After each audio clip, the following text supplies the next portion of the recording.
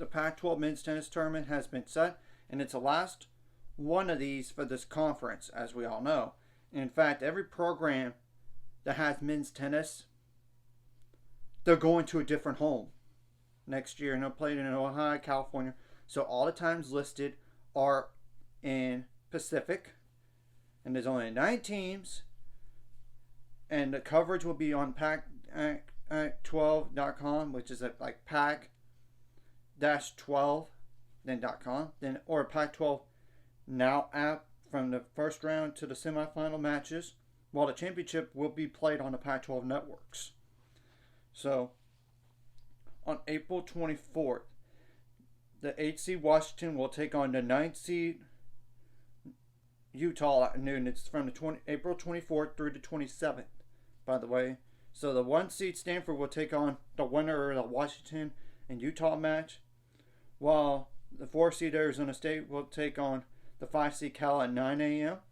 The 3 seed UCLA will take on the 6 seed Oregon at 6 p.m. The 2 seed Arizona will take on the 7 seed USC at 3 p.m. And USC is having a really down year. Then obviously the winners of the Stanford and Arizona State matches will play at 1 p.m. the next day on the 26th. While the 3 seed UCLA, the winners of the 3 seed UCLA match and Arizona State match will play at 4 p.m. or sometime after that first one. Then obviously both semifinal winners play on the 27th at 5 p.m. And I'm going to explain the importance of all this.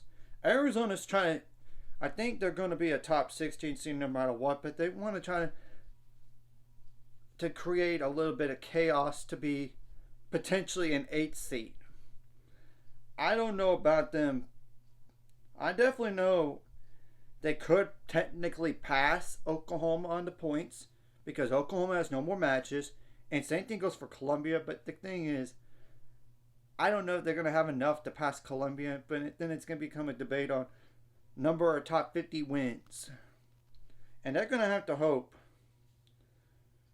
for UCLA to get there. I mean, beat Oregon just to get another top 50 win, because Oregon is a more like a top 65 team, so to speak. I mean, that's the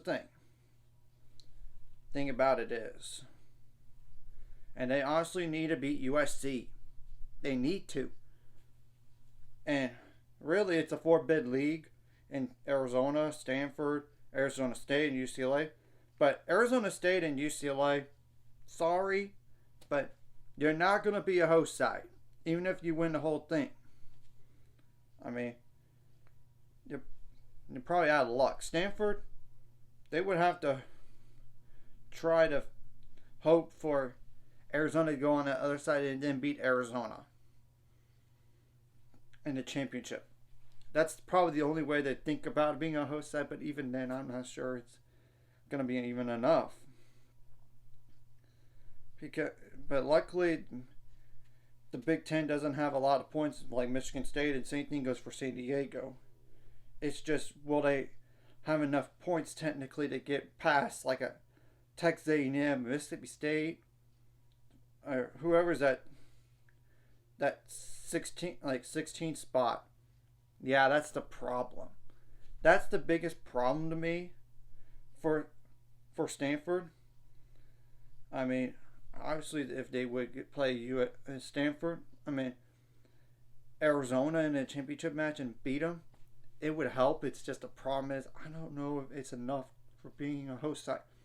I definitely know this. Arizona could play for a top 8 seed. And I think as long as they don't lose the first match, like, I think they'll still be a top 16 seed no matter what if they lose in the semifinals. It's just, you don't want to risk that chance. I mean, I would think they would be safe for a top 16 no matter what because of the points. Because Harvard's not going to play anymore. The ACC is done. The SEC is done. I think they're safe no matter what. It's just they're trying to play themselves up to potentially number 8. Which, Oklahoma doesn't play any more matches. because the Big 12 tournament just completed. And the problem is, though,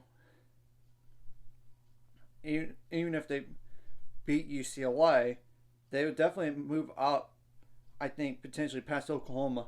It's just a debate of, do you really want, they really have enough to pass Columbia?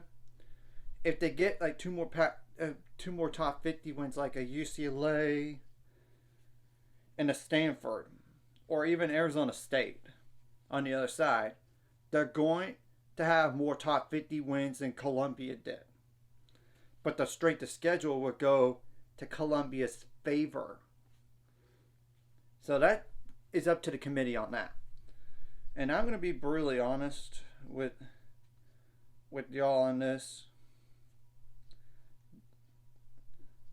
Pretty much the other teams besides the top four, the only way they're going to get in NCAA tournaments to win the conference tournament, yeah, that includes USC. They're 7-15, and they lost 13 straight matches at one point this year. And part of it's due to injury to Von Dostanic, and he tried to come back, but then he's now out again. So, I mean, I'm just telling you, obviously, like Cal and Oregon, same thing goes to apply to them. The only way they're going to get an NCAA tournament is to win the conference tournament. Same thing goes for Washington. That's 8-14. They're taking a little bit of step backwards this year. But Utah took the biggest step. But they lost some key contributors from a year ago. And only have like 3 wins. So, yeah. Not really a lot of automatic bits. And it'll be interesting what happens. And this is the last one of these. Like I said. Because all these teams will have new homes. Because Stanford and Cal are going to the ACC next year.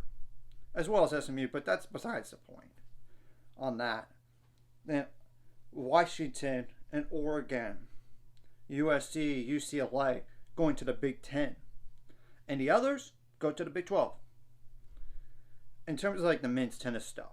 Like Arizona State and Arizona and Utah.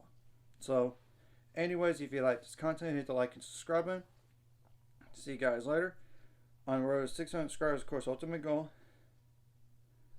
is 1,000 more. So, we might not, of course, like the video. Comment the video really helps YouTube algorithm so more people can see it.